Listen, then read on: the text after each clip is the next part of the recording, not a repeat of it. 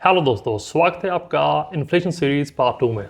पिछली वीडियो में हमने इन्फ्लेशन के बेसिक्स कवर किए थे, इन्फ्लेशन की सिंपल डेफिनेशन, मेन कारण और कुछ मेन बेनिफिट्स। आज की वीडियो में हम डिस्कस करने जा रहे हैं कि इन्फ्लेशन को मेजर कैसे किया जाता है, और उसके लिए आज हम डिस्कस करेंगे wholesale price index and producer price index, जो कि इन्फ्लेशन को अर्ली लेवल पर इंडिकेट करते हैं। और साथ ही साथ हम जानेंगे क्यों अमेरिका प्रोड्यूसर प्राइस इंडेक्स को यूज़ करता है और इंडिया होलसेल प्राइस इंडेक्स को यूज करता है। तो आइए शुरू करते हैं। देखिए, इन्फ्लेशन इंडेक्सेस को प्रॉपर्ली समझने के लिए सबसे पहले हमें समझना होगा कि प्राइस चेन क्या है। देखिए, प्राइस चेन में सबसे पहले आता है raw material, then manufacturer, wholesaler, retailer and consumer. ये प्रोडक्ट्स की 5 मेन स्टेजेस होती है, और इन स्टेजेस पर इन्फ्लेशन को मेजर करने के लिए 4 इंडेक्स बनाए गए हैं, जैसे कि PPI, WPI, CPI और PCE। आज हम बात करने जा रहे हैं डिटेल में प्रोडक्शन लेवल इंडिकेटर जैसे कि PPI and wholesale inflation index जैसे कि WPI। Consumer level inflation index के बारे में हम बात किसी दूसरी वीडियो में करेंगे। सबसे पहले हम बात करेंगे होलसेल प्राइस इंडेक्स की। देखिए, होलसेल प्राइस इंडेक्स को इंडिया में यूज़ किया जाता है, अमेरिका में नहीं। और इसकी एक छोटी सी डेफिनेशन क्या है, जैसे कि इसका नेम इंडिकेट कर रहा है, ये उन गुड्स के एवरेज प्राइस को मेज़र करता है जिसको बल्क में ट्रेड किया जाता है कंज्यूमर के पास पहुंचने से पहले। और इंडिया में जो अथॉरिटी से पब्लिश करती है उसका नाम है ऑफिस ऑफ इकोनॉमिक एडवाइजरी, जो कि ministry of commerce and industry के अंडर आता है। अभी हम बात करेंगे होलसेल प्राइस इंडेक्स के ब्रेकडाउन की। इसमें लगभग 700 आइटम्स इंक्लूडेड हैं और इनको 3 मेन कैटेगरीज में डिवाइड किया जाता है। सबसे पहली जो कैटेगरी है वो है प्राइमरी आर्टिकल्स, जिसका WPI में वेट है लगभग 22%, और इसमें काफ़ी ज़्यादा आइटम्स आती हैं जैसे कि फूड, क्रूड ऑयल और मिनरल एट्सेट्रा। उसके बाद जो कैटेगरी है वो है फ्यूल एंड पावर। इसका वेट लगभग है 13% WPI में, और इसमें जो आइटम्स आती हैं जैसे कि कोल, पेट्रोलियम और इलेक्ट्रिसिटी। और लास्ट में जो सेक्शन WPI का वो है सबसे बड़ा सेक्शन, जैसे कि मैन्युफैक्चर्ड आइटम, जो कवर करता है 65% ऑफ WPI, जो कि प्राइमरी आर्टिकल और फ्यूल एंड पावर के कंबाइंड वेट से भी ज़्यादा है। इसमें बहुत सारे प्रोडक्ट्स इंक्लूडेड हैं जैसे कि chemical, textile, steel and many more. देखिए, अभी जो चीज़ समझने वाली है वो ये है कि WPI की मूवमेंट पर किस सेक्टर का सबसे ज़्यादा इन्फ्लुएंस है। वेट पाई चार्ट को देखने के बाद जो इमीडिएटली नज़र आ रहा है, अगर मैन्युफैक्चर्ड आइटम्स के प्राइस में थोड़ा सा जो स्लाइट इंक्रीज भी होता है, वो WPI की मूवमेंट को सिग्निफिकेंटली इम्पैक्ट कर सकता है। इसको समझते हैं एक एग्जांपल के साथ। मान लीजिए अगर मैन्युफैक्चर्ड आइटम्स के प्राइस में 2% इंक्रीज होता है तो WPI कितना बढ़ेगा। इसका अंदाजा हम लगा सकते हैं एक छोटे से फार्मूला से। देखिए, मैन्युफैक्चर्ड आइटम्स का WPI में वेट है लगभग 64%। अगर हम 0.64 को 2 से मल्टीप्लाई करते हैं तो हमें आंसर मिलता है 1.28%। तो WPI मूव होगा 1.28%। तो इसके उल्टा फ्यूल एंड पावर के प्राइस अगर 5% बढ़ते हैं, मोर देन डबल, तो WPI में कितनी मूवमेंट होगी। तो फ्यूल एंड पावर का WPI में वेट है 13%।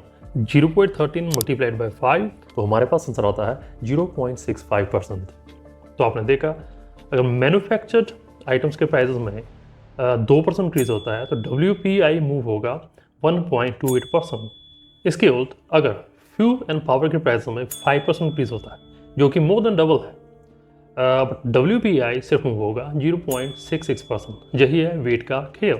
सो अभी हम डिस्कस करेंगे WPI के 2 मेन बेनिफिट्स। देखिए, फर्स्ट बेनिफिट है WPI एक लीडिंग इंडिकेटर है और ये अर्ली इन्फ्लेशन को इंडिकेट करता है, और इससे हमें इन्फ्लेशनरी प्रेशर्स के अर्ली सिग्नल्स मिलते हैं। इसका दूसरा बेनिफिट है कि इंडियन गवर्नमेंट WPI की हेल्प से सप्लाई साइड प्रेशर्स को असेस करती है, और इसका यूज़ पॉलिसी फार्मूलेशन में, इंटरेस्ट रेट में और इंपोर्ट एक्सपोर्ट की स्ट्रेटजीज में किया जाता है। अभी हम बात करेंगे WPI की लिमिटेशंस की। अभी तक आपने एक चीज़ नोटिस की होगी, WPI में मैन्युफैक्चरिंग है, फ्यूल एंड पावर है और प्राइमरी आर्टिकल्स हैं, बट सर्विसेज कहाँ है। यही इसकी फर्स्ट लिमिटेशन है। देखिए, इंटरेस्टिंगली सर्विसेज सेक्टर इंडिया की GDP में 50 से लगभग 50% कंट्रीब्यूट करता है, बट WPI में सर्विसेज नहीं है। यही एक मेन कारण है क्यों अमेरिका PPI को यूज़ करता है, क्योंकि PPI में सर्विसेज आता है, बट इंडिया अभी भी WPI ही यूज़ कर रहा है। इसकी दूसरी लिमिटेशन ये है कि WPI जो हाउस होल्ड लेवल पर इन्फ्लेशन होती है उसको रिफ्लेक्ट नहीं करता। उसके लिए दूसरे इंडेक्स होते हैं जिसकी कंज्यूमर प्राइस इंडेक्स। अभी आपके माइंड में क्वेश्चन आना चाहिए कि WPI एक एक्यूरेट या यूजफुल इंडिकेटर है। शॉर्ट आंसर है कि WPI एक यूजफुल इंडिकेटर है, बट साथ ही साथ ये एक इनकम्प्लीट इन्फ्लेशन इंडिकेटर भी है, क्योंकि WPI इन्फ्लेशन को होलसेल लेवल पर मेजर करता है, ना कि real inflation in daily life जो कि कंज्यूमर लेवल पर है। और उसके लिए अदर इंडेक्स होते हैं जैसे कि कंज्यूमर प्राइस इंडेक्स, जो कि हम डिटेल में बात करेंगे दूसरी वीडियो में। अभी हम डिस्कस करेंगे PPI, प्रोड्यूसर प्राइस इंडेक्स, जिसे अमेरिका में यूज़ किया जाता है, इंडिया में नहीं। अभी प्रोड्यूसर प्राइस इंडेक्स हमें बताता है कि प्रोड्यूसर्स को उनके माल और सेवाओं के द्वारा मिलने वाली कीमतों में समय के साथ इंक्रीज हो रहा है या नहीं। इसको अमेरिका में ब्यूरो ऑफ लेबर स्टैटिस्टिक्स या BLS रेगुलरली पब्लिश करता है। अभी हम बात करेंगे PPI के ब्रेकडाउन की अकॉर्डिंग टू वेट। PPI को WPI की तरह 3 कैटेगरीज में डिवाइड किया जाता है। देखो, PPI में फर्स्ट कैटेगरी है फाइनल डिमांड गुड्स। इसका वेट है 33%। इसमें काफ़ी ज़्यादा गुड्स इंक्लूडेड हैं, for example food, fuel, metal, mineral, electronics etcetera. उसके बाद आता है सर्विसेज और इसका वेट है 65%, लगभग double than final demand goods. और इसमें काफ़ी ज़्यादा सर्विसेज आती हैं जैसे कि health care, banking, education, retail सेवाएँ एट्सेट्रा। और लास्ट में इसमें है कंस्ट्रक्शन और इसका वेट नेग्लिजिबली 2% है। और इसमें इंफ्रास्ट्रक्चर के प्रोजेक्ट, रियल एस्टेट, हाउसेस और बिल्डिंग्स इसमें इंक्लूडेड है।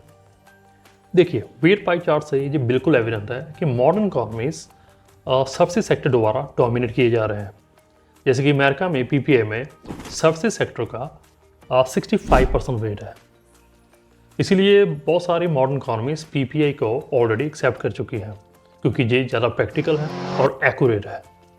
तो अभी हम देखेंगे कि PPI काम कैसे करता है। देखिए, PPI के लिए जो डाटा है वो डायरेक्टली प्रोड्यूसर और सर्विस प्रोवाइडर से लिया जाता है। इससे पता चलता है कि प्रोड्यूसर और सर्विस प्रोवाइडर को उनके माल या सर्विसेज का कितना पैसा मिल रहा है। फॉर एग्जाम्पल, अगर कोई steel factory car manufacture company को स्टील बेचती है तो ये PPI में शामिल किया जाएगा, क्योंकि इससे ये पता चलेगा कि जो कार मैन्युफैक्चरिंग कंपनी है उसने स्टील फैक्ट्री को स्टील का कितना पैसा पे किया है। और वही कार कंपनी जब वो कार कंज्यूमर को बेचेगी तो वो कंज्यूमर प्राइस इंडेक्स में रिफ्लेक्ट होगा। तो इससे ये पता चलता है कि PPI हमें बताता है कि महंगाई की लहर सबसे पहले कहाँ शुरू होती है। अभी हम बात करेंगे PPI के बेनिफिट्स की।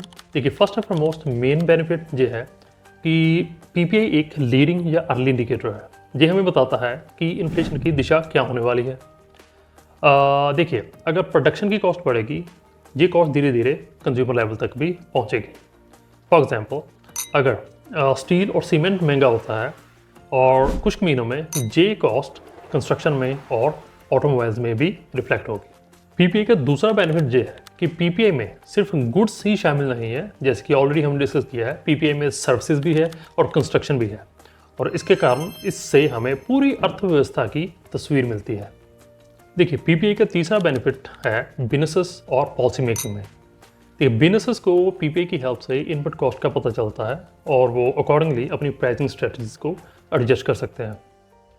और जो सेंट्रल बैंक्स हैं उनको PPI की हेल्प से महंगाई के अर्ली इंडिकेशन मिलते हैं और इसकी हेल्प से वो अपनी पॉलिसीज या मॉनेटरी पॉलिसी को एडजस्ट कर सकते हैं। अभी हम बात करेंगे PPI की कुछ लिमिटेशंस की। इसकी फर्स्ट लिमिटेशन ये है कि ये कंज्यूमर लेवल तक जो इन्फ्लेशन होती है उसकी एक्चुअल इमेज हमें शो नहीं करता। PPI केवल प्रोड्यूसर को मिलने वाले प्राइजेस को ही सिर्फ रिफ्लेक्ट करता है। इसकी दूसरी लिमिटेशन ये है कि PPI में कुछ कंपोनेंट हैं जैसे कि फूड एंड फ्यूल, वो काफ़ी वोलाटाइल होते हैं, जिसकी वजह से PPI में काफ़ी टेम्परेरी स्पाइक्स हो सकती हैं।